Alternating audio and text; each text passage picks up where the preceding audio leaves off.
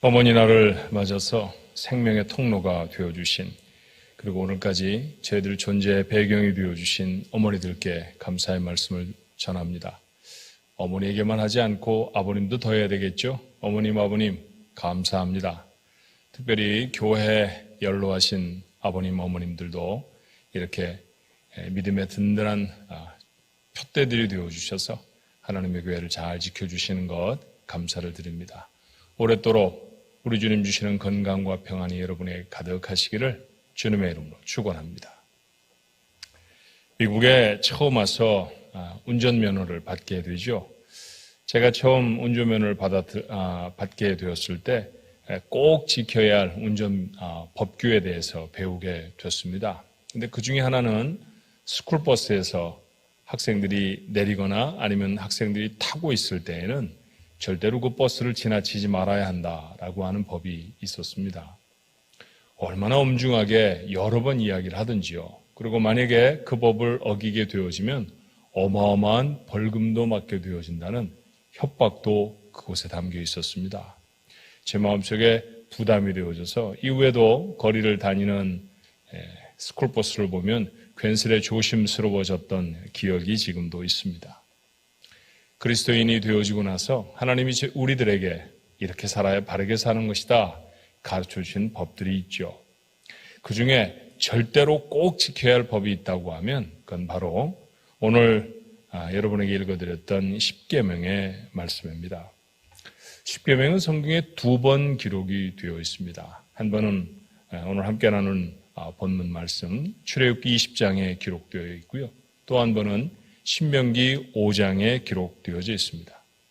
출애굽기 20장의 말씀이 출애굽의 첫 번째 세대에게 주신 말씀이라고 하면 신명기의 말씀은 출애굽의 두 번째 세대, 이제 앞으로 여호수아가 인도해서 가나안 땅에 들어가야 할 새로운 세대를 향해서 주신 말씀이지요. 시간의 차이는 약 40년 정도입니다. 그리고 상황도 좀 다르죠.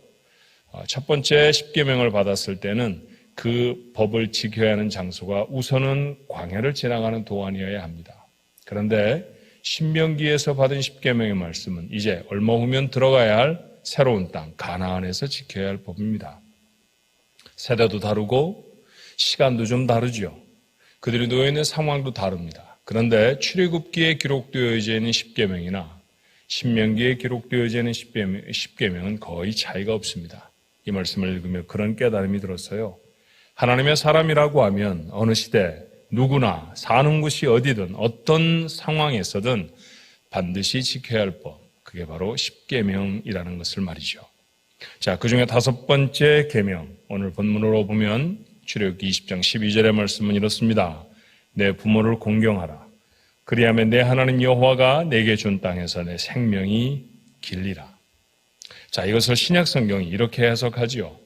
에베소 6장 1절 3절의 말씀입니다. 자네들아, 주 안에서 너희 부모에게 순종하라. 이것이 옳으니라.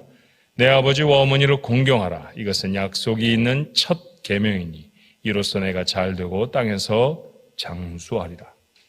이 5번째 계명의 별명은 그래서 약속이 있는 첫 계명입니다. 말씀드리지 않았던가요? 10개의 계명 모두 다 어떤 상황에서든지 반드시 지켜야 하는 정말 금과 옥조 같은 중요한 법입니다. 그럼에도 불구하고 오늘 이 5번째 계명을 성경은 첫 계명이라고 말씀합니다. 다른 계명 잘 지키면 복을 주실 것입니다. 그런데 약속이 있는 계명이다 그렇게 말하지 않아요. 하지만 5번째 계명에는 약속이 있다라고 말하고 있어요. 부모를 공경하는 것은 이처럼 중요한 하나님의 법이라는 것이죠. 이 계명이 이렇게 강조되어져 있는 까닭은 무엇일까요? 무엇보다도 첫 번째로 이것은 주님을 기쁘시게 하는 일이기 때문입니다. 에베소 6장 1절의 말씀을 다시 보면 이렇습니다. 자네들아 주 안에서 너희 부모에게 순종하라. 이것이 옳으니라. 주 안에서라고 하는 말은 내가 주 안에 있다고 하면, 내가 그리스도 안에서 새로운 피조물이 되었다고 하면, 내 삶이 만약에 예수를 믿고 달라졌다고 하면 잃어가는 뜻을 함의하고 있는 말씀입니다. 그렇다고 하면 부모에게 순종하라는 것이죠. 비슷한 내용을 기록하고 있는 골로새서 같은 말을 이렇게 밝혀 적습니다. 골로새 3장 20절의 말씀에 자네들아 모든 일에 부모에게 순종하라. 이는 주 안에서 기쁘게 하는 것이니라. 부모에게 순종하는 것, 그것이야말로 주님을 기쁘시게 하는 일이다라고 하는 것이죠. 그리스도인의 삶에 있어서 첫 번째 되는 삶의 원칙이 있다고 하면 무엇이겠습니까? 바로 우리를 구원의 자녀로 삼으신 하나님, 그 구원을 이루시기 위해 자기 생명도 아끼지 않으신 우리 주 예수님, 그분의 기쁨이 되는 것 아닐까요? 초대교회 사도들이 복음을 전할 때 그 상황은 매우 어려웠습니다. 자, 어떤 상황이었는지 조금 엿볼까요? 고린도후서 11장 24절로 26절의 말씀은 그들이 놓여있던 복음 전파의 상황을 이렇게 우리에게 소개합니다.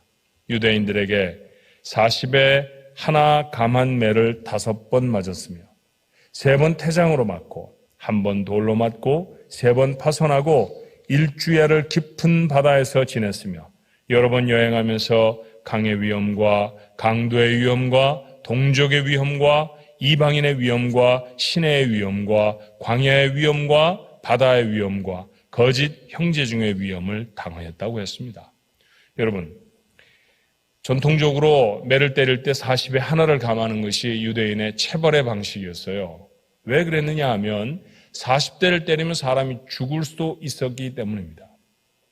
그래서 39대까지만 때리고 40대를 때린 것으로 쳐주었죠.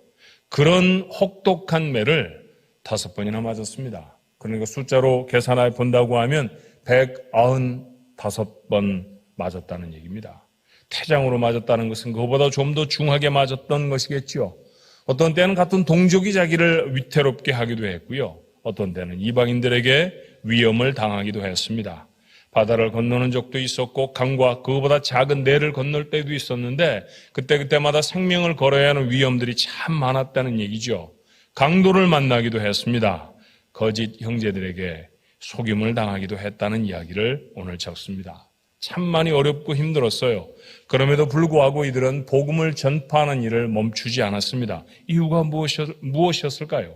자, 같은 고린도 후서를 기록하고 있는 바울은 이렇게 말하죠. 고린도 후서 5장 9절에 그런즉 우리는 몸으로 있든지 떠나든지 주를 기쁘시게 하는 자가 되기를 힘쓰노라. 주를 기쁘시게 하는 자로 살아가기 위해서 저들은 자신의 삶에 죽을지도 모르는 위태한 상황이 생겨도 사건들이 발생을 해도 굴하지 아니하고 굽히지 아니하고 복음을 전하는 사람들이 되어졌다라는 것입니다.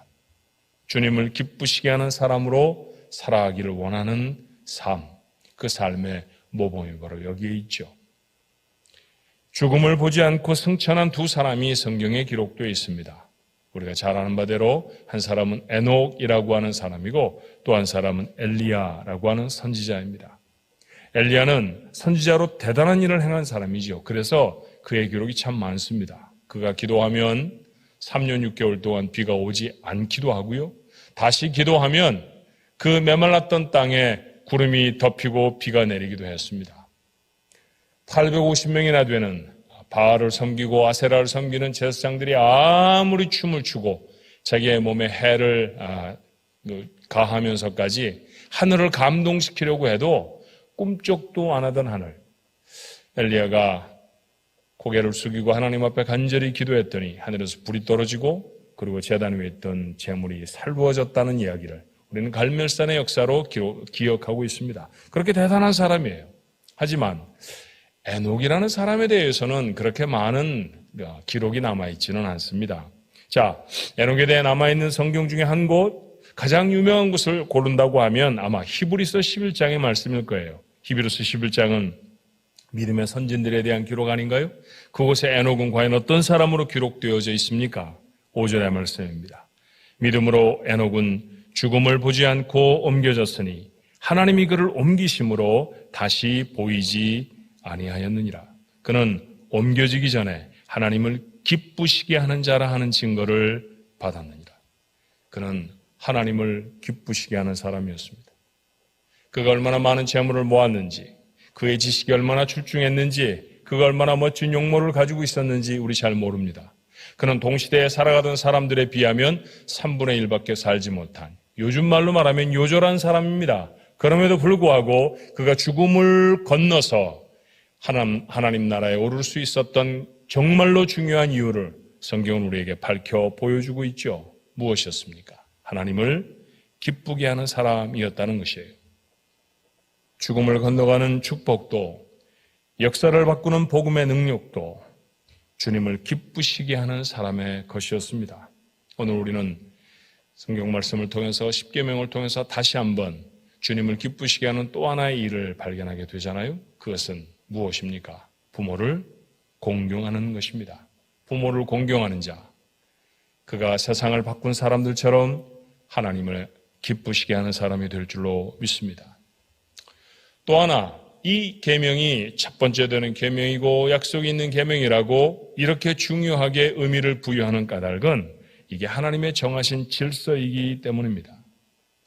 에베소서는 부모에게 순종하는 것, 이것이 옳으니라 이렇게 말하죠. 이 표현은 신약 성경에만 183번 등장하는 말입니다. 주로 절대적인 가치를 강조할 때 쓰이는 말입니다. 무엇과 비교해서가 아니라 그것 자체로 아무 흠이 없이 분명히 옳은 것, 그것을 말할 때 이것이 옳으니라 라고 하는 말을 사용했습니다. 그러므로 부모에게 순종하는 것은 절대적으로 옳은 하나님의 법이라고 하는 말씀이에요. 사실 성경은 부모의 권위를 하나님에게까지 소급해 가고 있다라고 하는 사실을 우리는 알게 됩니다.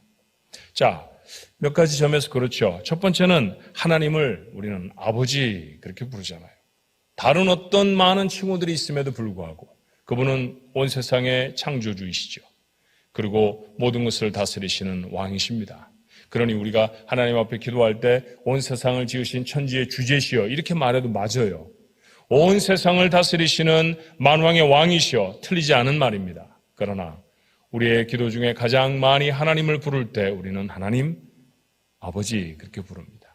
아버지 되어주신 하나님, 그분이 내게 정말 가까워요. 아버지는 어떻게 보면 참 쉬운 관계 아닙니까? 이 세상에 참 많습니다. 웬만한 남자들 다 대부분 아버지가 되어주시고요. 그리고 이 세상에 존재하는 모든 사람에게 아버지는 누구도 빠짐없이, 한 사람도 빠짐없이 다 있었습니다. 심지어는 그가 너무 어려서 기억하지 못했을 때 그분이 생명을 잃어버리셔서 한 번도 얼굴을 뵙지 못했다 할지라도 아버지가 없다 그렇게 말할 수는 없죠. 그러니까 모두에게 다 있는 것, 그러니까 흔한 관계입니다. 그래서 가볍다는 얘기는 아니지만 하나님이라고 하면 이 흔한 관계보다는 뭔가 좀 더 특별한 관계로 불리워져야 한다. 사람들은 그렇게 생각했을지 몰라요. 그런데 하나님은 당신의 백성에게 아버지로 불리워지기를 기뻐하십니다. 하나님 스스로가 아버지의 자리에 서셨습니다. 그렇다고 하면 이런 얘기 아닐까요? 이 세상에서 아버지를 보며 우리는 하나님의 흔적을 발견하게 되는 것이죠. 이 세상에서 아버지를 통해서 우리는 하나님을 느끼고 경험할 수 있다라고 하는 얘기에 다름이 아닐 것입니다. 그렇게 하나님을 대신하는 자리에 바로 하나님은 아버지, 어머니, 우리의 부모님을 주셨습니다. 뿐만 아니라 하나님은 창조의 사역을 부모님에게 위임해 주셨죠. 이 세상에 있는 모든 것들이 다 하나님이 지으셨어요. 우리 교회 뒤에 있는 너른 태평양 바다 하나님이 만드셨습니다. 야, 저걸 말씀 한마디로 만드셨단 말이지 바다를 볼 때마다 경탄을 금할 수가 없습니다. 하늘을 만드신 분 하나님이십니다. 그 우주를 만드신 분, 그곳에 있는 별들과 달들, 시편의 표현대로 하면 그 달을 걸어두시고 해를 걸어두시며 별들을 그곳에 박아놓으신 분 하나님이시라고 말씀하시죠. 근데 여러분, 그 모든 창조의 절정은 다름이 아닌 사람을 지으시는 것 아니었던가요? 하나님이 세상을 지으시고 보기에 좋으셨지만 사람을 지으시고 난 다음에는 창세기의 표현을 그대로 옮기자면 보시기에 심히 좋았다 그러셨습니다. 정말 좋으셨습니다. 얼마나 좋으셨던지 그 사람에게 당신이 만든 모든 것들을 다 위임해 주시며 잘 지켜라, 잘 돌보라 그렇게 말씀하신 것도 우리가 잘 압니다. 그렇게 사람을 창조하신 분 하나님이시고요. 이 세상에 만드신 모든 것들의 절정은 사람의 창조에 있다는 사실을 압니다. 그런데 지금 더 이상 누군가가 달을 만들지 않지만 그러나 계속해서 사람을 만들어내는 역할을 하는 자 누구입니까? 바로 부모입니다.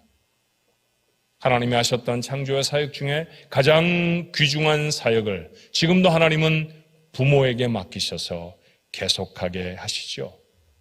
잘 배우지 못했다 할지라도, 특별한 준비로 잘 연마되어지지 않았다 할지라도 하나님이 주신 은혜 가운데 건강한 젊은 남녀가 만나면 그 가운데 창조의 놀라운 기적을 이루도록 부모가 되는 복을 하나님이 허락해 주십니다. 그 부모에게 허락하신 그 복을 힘입어 세상에 존재하는 자, 그게 바로 여러분과 저인 것이죠. 그러므로 태어난 이렇게 멋진 나를 만드시기 위해 부모를 창조의 동역자로 하나님은 부르셨다고 하는 사실을 우리는 놓치지 않아야 합니다. 이것이 바로 하나님이 부여하신 부모에게 임한 권위들인 것이죠. 자, 그것을 단적으로 보여주는 사건이 있습니다. 창세기 9장의 말씀에 보면 노아라고 하는 아버지가 등장해요. 노아 시절은 홍수의 시절이었습니다. 세상의 모든 것들이 다 하나님의 마음에 실망을 주었고요. 결국 하나님은 물로 세상을 심판하십니다. 홍수가 1년 동안 나서 땅에 가득하게 물이 채워져 있죠. 코로 호흡하는 것들은 다 죽었습니다. 유일하게 살아남은 것은 노아와 그의 세 아들, 그리고 그들 각각에게 주어진 아내들밖에 없었어요. 그렇게 비가 멈추고 땅에 창이라했던, 땅에 가득하게 넘실거렸던 물들이 다 마른 후에 노아의 가족들은 비로소 땅에 내립니다. 얼마나 감격했을까요? 세상의 모든 것들이 다 죽어지는 과정 속에 살아남았던 유일한 한 가정이었습니다. 감사가 또 얼마나 컸겠습니까? 자, 먹고 살아야 하니까 그들은 예비했던 씨앗을 땅에 뿌립니다. 그리고 얼마쯤 시간이 지났을 때 땅은 그들에게 소출을 주었어요. 노아는 포도를 심었고 포도 열매를 얻습니다. 여러분, 포도로 할 수 있는 건 여러 가지가 있죠. 그냥 포도로 먹을 수도 있고, 말려놓고 그 다음에 영양을 또는 에너지를 공급받기 위해서 건포도를 먹었던 사람들이 유대인이기도 했습니다. 그런데 포도주라는 것, 포도로 할 수 있는 음식 중에 하나잖아요. 그것은 술이기 때문에 많이 먹으면 취합니다. 노아가 좀 많이 마셨을까요? 첫 번째 거둔 그 풍성한 수확에 마음이 기뻐서 그랬을까요? 그는 그만 너무 많은 포도주를 마시게 됐고, 그리고 옷을 다 벗어버린 채 벌거벗고 자기 장막에 누워 잠들어 버렸습니다. 그런데 그것을 우연치 않게 그 장막에 들어갔던 아들이 보았죠. 세 아들 중에 함이라고 하는 아들이 보았습니다. 그러고 나와서 형제들에게 아버지가 옷을 다 벗고 주무신다, 아마 그렇게 얘기했던 것 같아요. 자, 잠에서 깨어난 노아가 저간의 사정을 다 듣습니다. 그러면 사실 술 취해 벌거벗고 누웠던 아버지 된 그 자신이 부끄러웠을 터인데 어찌된 일인지 노아는 그 벗은 모습을 보았던 아들을 저주합니다. 그런데 이 부적절한 상황인 것 같은 이야기를 하나님은 그대로 다 수용해 주시는 거죠. 노아의 말 그대로 하나님은 모든 것들을 다 이루어 주셨습니다. 노아를 수치스럽게 만든 것이 아니라 그 노아의 수치를 보고 참지 않고 사람들에게 말했던, 형제들에게 발설하였던 아들에게 도리어 벌을 내리시게 된 거죠. 자, 이런 일련의 사건을 통해서 하나님이 우리에게 주시는 바 교훈은 무엇일까요? 부모는 이처럼 귀중하고 신성한 하나님이 부여하신 권위의 사람들이라고 하는 사실을 우리에게 깨우쳐 주십니다. 확인하고 마음에 새겨야 합니다. 부모는 세상에 허락하신 하나님의 대표입니다. 하나님을 찬양하는 하나님의 사람들에게 그 하나님의 대표인 부모를 공경하는 것, 이건 얼마나 당연한 일이겠습니까? 하나님의 대표로 하나님이 권위를 부여하신 분이라고 하는 사실을 오늘부터 다시 한번 우리 마음에 확인하고 분명히 할 수 있게 되기를 바랍니다. 또 하나, 오늘 이 계명을 통해서 우리가 나누고자 하는 말씀은 약속이 있는 첫 계명이라는 것이죠. 자, 에베소 6장 3절의 말씀에 어떤 약속이었습니까? 이로써 내가 잘되고 땅에서 장수하리라. 잘되고 물질적으로도 영적으로도 잘 된다는 의미입니다. 그런 예를 찾자고 하면 얼마나 많은지 몰라요. 제 목회 시간 동안 제가 만났던 많은 부모를 잘 공경했던 가정들을 여러분에게 예로 들 수도 있습니다. 그런데 성경에서 한 분을 끌어온다고 하면 아마도 다윗 정도가 되지 않았을까 싶습니다. 다윗, 그는 원수이기도 했던 사울, 장인이었죠. 그 장인 그를 해하지 않습니다. 장인은 그의 생명을 빼앗으려고 자기에게 주어진 모든 권위를 다 동원하지만 그러나 몇 번의 기회를 만나서 사울의 생명을 뺏을 수 있는 기회에 그는 그렇게 그를 해하지 아니했습니다. 자기만 쏙 빼놓고 다른 형제들을 다 귀하게 여겼던 아버지 이새, 다윗이 특별히 이새로부터 사랑을 받았다는 증거는 성경 어떤 곳에서도 만날 수가 없지요. 그런데 그 아버지 이새를 단 한 번도 원망하지 않습니다. 그는 영적으로도 믿음의 위인으로 살았고요. 물질적으로도 고대 근동에서 가장 부유한, 금을 가장 많이 소유한 왕이었다고 역사가 기록하고 있습니다. 잘 되고, 맞습니다. 부모에게 잘하였던 다윗, 잘 되어지는 복을 받았던 사람입니다. 그 복 받았던 다윗을 보이시며 하나님 우리에게 말씀하시죠. 우리도 부모에게 공경하며 우리의 삶도 잘 되게 하실 줄로 믿습니다. 또 하나 장수하리라 그렇게 말하잖아요. 출애굽기 20장의 말씀은 내 생명이 내가 내게 준 땅에서 길리라 그렇게 말합니다. 사도 요한이라는 사람을 기억하시죠? 예수님의 제자 중에 가장 젊었던 사람입니다. 십자가에 달리신 예수님이 어머니 마리아를 그에게 이렇게 맡기세요. 요한복음 19장 27절의 말씀에 또 그 제자에게 이르시되 보라 내 어머니라 하신대 그때부터 그 제자가 자기 집에 모시니라. 요한은 이후에 평생 마리아를 섬기며 지납니다. 마리아가 임종할 때까지 하나님 나라로 가실 때까지 마리아를 돌보았던 사람은 바로 요한이었습니다. 여러분 기억하십니까? 요한이야말로 예수님의 제자 중에 90을 넘기도록 장수하였던 유일한 제자였다는 사실을 말이죠. 마리아를 자신의 어머니로 그리고 지극한 정성으로 공경하였던 그에게 장수하리라 라고 하는 복을 이루어 주신 것은 아니겠습니까? 하나님이 하신 약속의 말씀입니다. 하나님이 성경 속에 기록해 우리에게 약속한 말씀 중에 어떤 하나라도 이루지 않으신 것이 있던가요? 없습니다. 약속하시면 다 이루십니다. 하나님은 사람처럼 말씀하시는 분이 아니시기 때문입니다. 사람은 혹 상황이 달라지고 그리고 그의 능력이 부족해져서 그가 하리라 약속했던 것 이루지 못하는 경우도 있지만 하나님은 약속하시면 반드시 그대로 이루시죠. 잘 되고 땅에서 장수하리라. 부모에게 잘하는 자 누리는 복입니다. 그 복 여러분 모두가 누리게 되기를 주님의 이름으로 축원합니다. 탈무드에 보면 하나님을 경외하던 요시야라고 하는 랍비의 이야기가 적혀져 있어요. 어느 날 하나님이 꿈에 요시야에게 말씀을 이렇게 하십니다. 너는 천국에 가면 레네스라고 하는 푸죽간 주인 곁에서 영원히 살 것이다.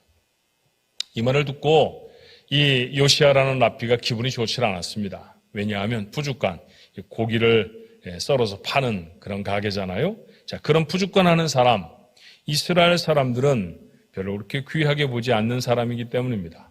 좀 낮추어 보고 경멸하던 직업의 사람이죠. 그런데 그런 사람 곁에서 영원히 살 거라고 하니까 내가 그렇게 가벼운 사람인가 하는 그런 생각을 했을 거예요. 도대체 누구이길래 하나님은 나를 그 레네스라고 하는 사람 곁에서 영원히 살 거라고 하셨을까? 내가 한번 찾아봐야 되겠다. 그렇게 요시야는 이곳저곳에 수소문을 해서 이 사람을 찾습니다. 그리고 시골에서 푸죽관을 하는 레네스라는 사람을 찾아냈죠. 아랫사람을 보내서 오라고 했는데 레네스가 거절을 합니다. 못 가겠습니다. 그렇게 답이 온 거예요. 그래서 유대에 그래도 존경받고 사람들이 높이 여겨주는 랍비인데 자기의 말을 듣지 않고 오지 않는다니 기분이 좀 상했겠지요. 하는 수 없이 그를 만나려고 하면 랍비였던 요시야가 직접 가는 수밖에 없었습니다. 가서 만납니다. 평범하게 생긴 그저 그렇고 그런 사람이었어요. 내가 당신을 불렀는데 왜 오지 않았습니까? 라고 물어보았습니다. 그랬더니 그가 이렇게 대답하는 거예요. 제가 연로한 어머니를 모시고 있는데 그 어머니가 병이 드셔서 제가 갈 수가 없었습니다. 죄송합니다. 이 대답에 요시야가 감동을 합니다. 그리고 하나님의 뜻을 깨달아요. 천국에서는 부모를 귀히 여기는 자를 하나님이 높이 두시는구나 라고 하는 사실을 깨닫게 되었습니다. 그래서 자기에 대한 평생을 너 나를 위해서 충성하고 애를 썼으니 내가 너를 레네스라는 사람 곁에서 영원히 살게 해주겠다. 이게 축복의 말씀이었다는 사실을 그렇게 높은 곳에 세우셔서 많은 사람이 존경하는 자리에 두시겠다고 하는 말씀인 줄로 그가 깨달았다는 것이죠. 탈무드의 이 이야기를 읽으면서 정말 마음으로 많은 생각을 하게 되었습니다. 하나님은 부모를 귀히 여기는 자를 귀히 여기시고 앞으로도 그러실 줄로 믿습니다.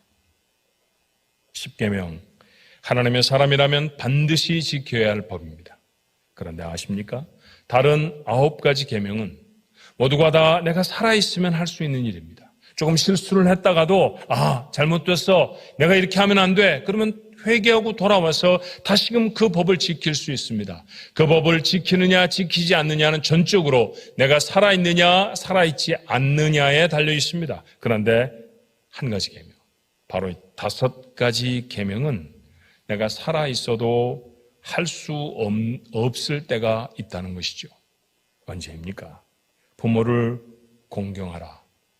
공경할 부모가 세상에 계시지 않으면 더 이상 지킬 수가 없는 계명입니다. 10계명만큼은 아닙니다만 제가 효도에 대한 많은 이야기를 읽으면서 그 중에 하나 제 마음에 가장 무겁게 와 닿았던 깨달음을 주는 말씀, 그건 이런 말이었어요. 수천 년 전에도 효도하는 법은 하나뿐이었다. 수만 년 후에도 효도하는 법은 하나뿐일 것이다. 그것은 살아있을 때 하는 것이다. 그렇죠? 부모가 살아있을 때 하는 것, 그게 정말 의미 있는 효도가 아니겠습니까? 사실 여러분과 함께 이 설교를 나누는 시간에 저는 한국에 있을 것입니다. 연로하신 장인어른의 병원이 중에서 급하게 한국에 와야 했습니다. 쓰러져가는 부모의 정신과 육체를 대하는 일, 그건 슬프고 힘든 일입니다. 마지막일지도 모른다라고 하는 생각이 마음을 더 조급하게 하죠. 다시 한번 맞다는 생각이 들어요. 맞습니다. 효도, 부모 공경, 부모를 사랑하는 것, 이건 살아 계실 때 해야 합니다. 가정의 부모, 교회의 부모를 잘 섬겨서 하나님을 기쁘시게 하고 약속의 축복을 이루는 우리 교회 모든 중앙가족들 되시기를, 오늘 예배에 참여하는 여러분 모두가 되시기를 주님의 이름으로 다시 한번 축원합니다. 기도하겠습니다. 은혜와 사랑이 많으신 아버지, 일견 사람의 눈으로 보기에 부족해 보이는 부모라 할지라도 그 부모들이 계시지 아니하였다고 하면 세상에 저희는 존재하지 않았을 것입니다. 그러니 오늘 아버지, 어머니를 생각하는 어머니 날뿐만이 아니라 우리의 일평생 이 귀한 부모를 주심을 감사하며 하나님 앞에 나아가게 하옵소서. 이 자명한 사실 하나만으로도 우리는 부모님에게 잘해야 합니다. 저들을 공경해야 합니다. 그런데 성경은 우리에게 약속하십니다. 이거 잘하면 너에게 복을 주리라. 이 땅에서 잘되고 장수하리라. 이 황공스러운 복, 성경 속에 그대로 그 말씀을 실천했던 사람들에게 이루어짐을 저희가 보았나이다. 하나님 아버지, 복 때문은 아니지만 그러나 우리가 부모에게 진심으로 공경하여서 하나님이 약속하신 이 복을 삶으로 받아 누리는 자들 되게 해 주시옵소서. 오늘 시간에 간절히 간구하옵는 것은 연로하신 우리의 부모님들, 하나님 저들의 마음을 붙잡으셔서 하나님을 잃어버리지 않게 하여 주옵시고, 하나님 저들의 건강을 붙들어 주셔서 하나님 나라 가는 날까지 이 땅의 삶이 평안한 삶이 되게 하여 주시옵시며, 저들의 무릎으로 받았던 귀한 생명들이 서로 화목하며 우애하여 저들의 마음에 기쁨을 줄 수 있도록 주님 축복해 주시옵소서. 특별히 교회 안에도 연로하신 많은 아버님, 어머님들이 계시오니 하나님 저들을 든든히 지켜주시기를 원합니다. 교회가 하느라고 저들에게 사랑도 베풀고 섬기려고도 하지만 부족한 것이 참 많았습니다. 하나님 용서하여 주시고 더 잘 섬길 수 있도록 저희 교회에 힘을 더하여 주시며 이렇게 교회에 허락하신 부모님을 잘 섬기는 교회, 이제까지 그러셨듯이 하나님의 놀라운 복으로 채워 주시옵소서. 이렇게 5월 한 달을 지나가며 가정의 소중함, 부모 되어짐, 또 자녀 되어짐의 모습들을 하나님의 말씀을 통해 마음에 새기게 하여 주시옵시고 아름답고 복된 천국 같은 가정을 이루어낼 수 있도록 역사해 주시옵소서. 예수님의 이름으로 간절히 기도하옵나이다. 아멘.